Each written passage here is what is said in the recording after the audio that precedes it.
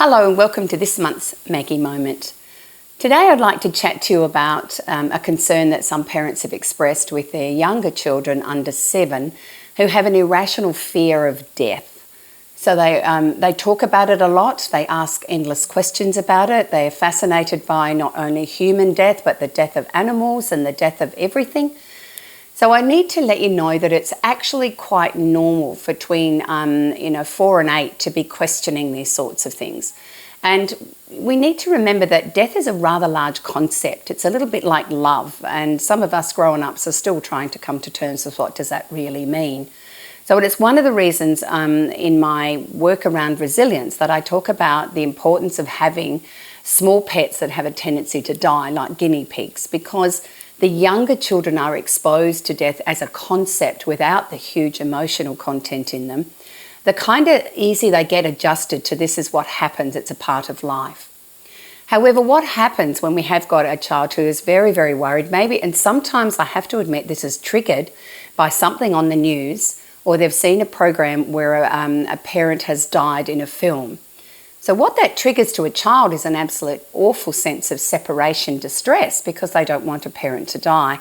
Sometimes it's triggered by an elderly grandparent who is dying or who has died. So again, it can be triggered by all sorts of things, and children will come then and ask you all sorts of questions about death. Can I please reassure you that you need to use the words death and dead and dying for children rather than passed over, God came and got them, or they've gone to sleep. That's the very first thing. We talk about using age-appropriate language around children. However, if you've got a child who is really, really stressing and worrying about that, what happens, when are you going to die? And how do I know when you're going to die? And what will I do when you die? These are the sorts of questions that some children can get. One of the things we need to know, and we often say, oh, don't be silly, I'm going to be really old. Well, they see mums and dads who die who aren't really old. So we can't tell them that because technically it could be half a fifth. You might be a really old wrinkly one day and then die, but it's not guaranteed. So that's actually a false way of reassuring them. Secondly, we need to look at the things that cause death. Can be accidents, and of course there is crime, and then there is illness. Again, children will want to ask questions about that, which is you need to be talking to them about this is the reason we eat healthily in our house, why we try to stay as fit as we can, because that helps our body to keep on going. So in other words, instead of just trying to deny what we see as irrational fears, we need to go through the things that are the opposite of us dying, and that is us staying healthy. Then on top of that, I think we need to share with our children that it's okay to feel anxious about losing someone we love. And another way around that too is not overprotecting them from anybody else who may have something going on in their family. So try not to push it under, listen to them. And I want you to listen and listen and listen, because the more they verbalise it and the more they express their fears, then the less it gets to build up inside them.